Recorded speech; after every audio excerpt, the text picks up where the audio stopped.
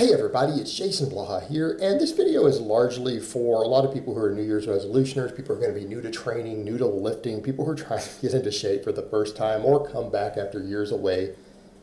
And these topics always come up of how do we define a good exercise, what's an actual good use of your time, and what's a complete waste. And I think we need some objective criteria for this. So let me put on my +5 out of weaponsmithing, work on skill at my crafting a little bit, and let's talk about this. And for those new to the channel seeing this, yeah, that's my shtick. It's my thing.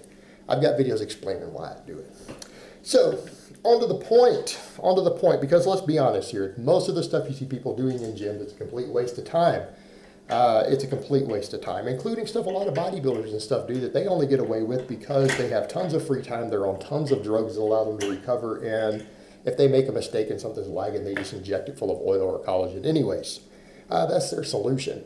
But for the most part, if we're trying to make good use of our time, we need some basic criteria for determining if an exercise is useful or not.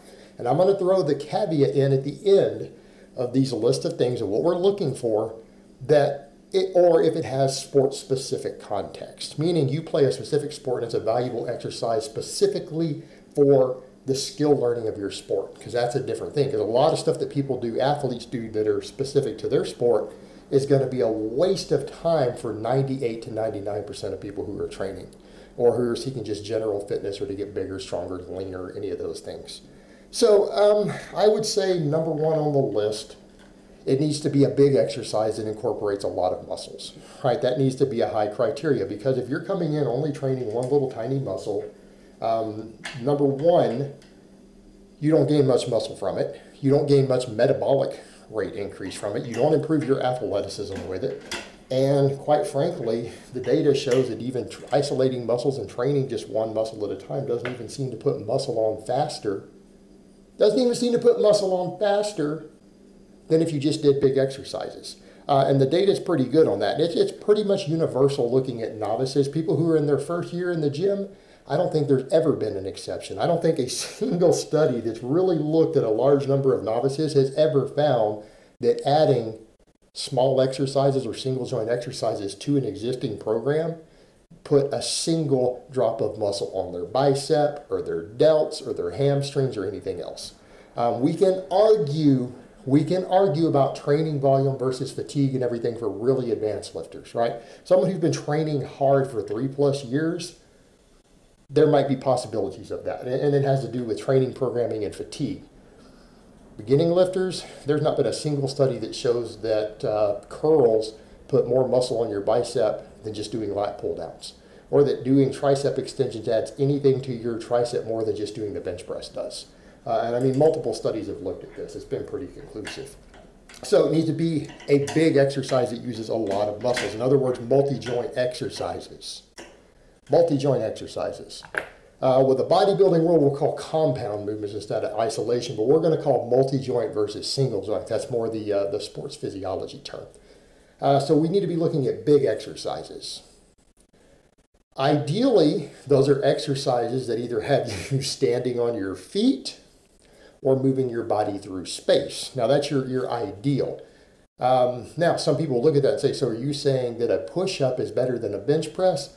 No. If we use that criteria, it is, but we're going to get to another criteria in a minute, right? But exercises that you're standing on your feet work a lot more muscle. They work a lot more muscle mass. They put more muscle mass on you. They burn more calories. They have a better training effect. They improve athleticism more. So in other words, a standing barbell press is better than a seated barbell press. All right? Should be simple to understand. A standing barbell row is better than a lat pull down. Or actually, a weighted pull-up or even a band-assisted pull-up is better than a lat pull down. And a standing barbell row, especially a pendlay row off the floor, it's going to be better than a machine row. Why? Simply more muscles involved, more stabilizers involved, and oftentimes it allows you to move better workloads overall. Right, but what I mean by stabilizers, I'm talking about your core, your trunk, all this stuff, abdominals, obliques, spinal erectors, hips, everything. You need to have all these things working all the time. I mean, ideally, you want to work as much muscle as you can on every exercise you're doing, right? That's what you want to do if you're trying to get into shape or you're trying to become more athletic or stronger, gain muscle, lose fat. That's what you need to be doing for all of those goals. And exercises that move your body through space tend to be superior. What we also need to be looking at is, can it be loaded easily and can you program progressive overload on it? In other words, it's not about how many burpees can you do. If you can't load burpees easily and train them with progressive overload to keep adding weight continually for years on end, it's not a particularly good exercise. It's probably kind of a waste of time. This is where the push-up becomes a problem. It's way easier to load the bench press than it is a push-up. A push-up starts to become relatively useless outside of very early novice phase because it's not easily loaded. So that would be an example of something that's different. And big barbell exercises tend to be better than dumbbell exercises. Some people say, well, what about the range of motion? Oftentimes, no, it's not enough of a difference to matter, and the stabilizing involved with those usually results in you just moving less workload, building less muscle, everything else. Barbells are more easily programmed, they're more easily fine-tuned.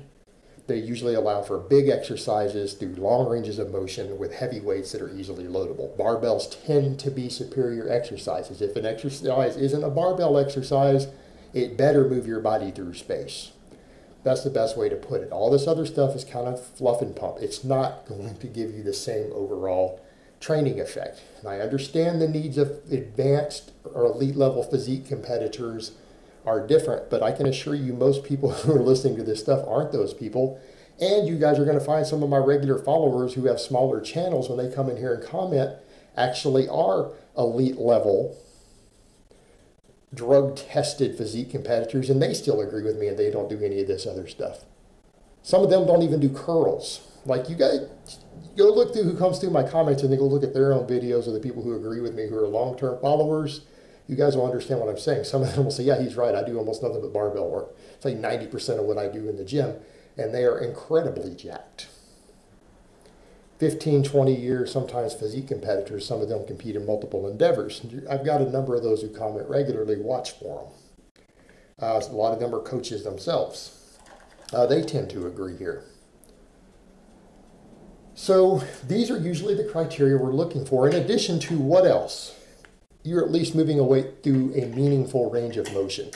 Ideally, we would like to move a weight on any exercise that we select through the longest effective, safe range of motion, right? So an effective and safe range of motion on a squat, for example, is going to depend upon your mobility. It's going to depend on certain things. And actually, there's reasons to believe that a parallel squat might be, for overall development, slightly superior in that regard to a full squat, which is ass to grass, right? Quite a bit different there. So again, those come into arguable points, but what we're looking at is generally, if you have a safer, longer effective range of motion, you should utilize it. But if you start extending ranges of motion, and in some cases, some exercises can take a range of motion to a point that's not safe, or to a point where we start losing engagement of muscles enough so that weight gets dramatically reduced, in which case we're getting possibly less overall stimulation. But by that same token, you shouldn't be doing partials.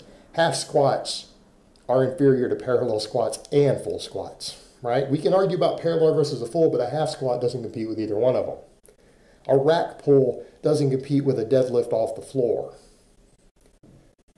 A half rep bench press doesn't compete with touching your chest on every rep. And arguably, people will come in and say, hey, you know, dumbbells are better because they allow a longer range of motion. But then the same people won't even touch their chest on a bench press. You kind of see the problem there? The issue we get into. So what we're looking for is big multi-joint exercises, right? That you're either standing on your feet preferably, or moving your body through space, that go through a long, effective, safe range of motion, are easily loadable, and also we're looking for them to be easily programmable over time, or they have a sport-specific connotation. Now, the bench press is one that gets thrown in there as a difference. It's one that we all look at and say, it doesn't fully meet all your criteria. It meets all of them, right, except you're not on your feet or moving your body through space. That's true. But it's America's favorite lift, and it has a sport-specific application. It's used in my sport. It has strength standards for it. It's very popular. Your bench press is going to be compared to that of other people in the gym, and it's tested for in a number of sports. So we will make an exception there, but it also falls back into sport-specific training. Just like I would say there's a need for certain athletes to do some one-legged work potentially for coordination and balance. But you need to keep in mind the data pretty well shows that one-legged exercises do not build as much muscle as bilateral exercises do, for example. Right? But there can be some use for them for stability. There can be some use for them for balance work for certain sports. But if you're just trying to get jacked in shape, they're probably a waste of your time, right? Unless you have a sport that will benefit from them. But even the best coaches will tell you, even if you're doing those things, you damn well better be doing your squats, right? You better be doing your bilateral work. So this is kind of the point we're coming to with all of this, is that all this other stuff, oftentimes that you see people doing falls into sports-specific applications.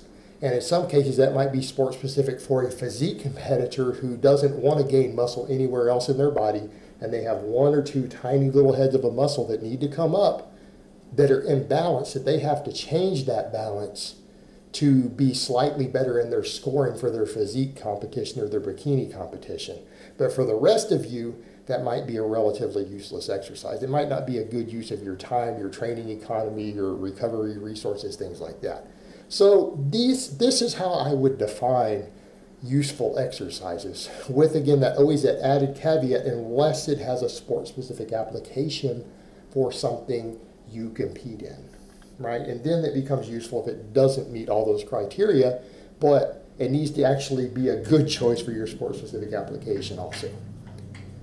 All right, guys, but that's really all I have to say on that today. I hope it's been informative, and I will talk to you guys next time.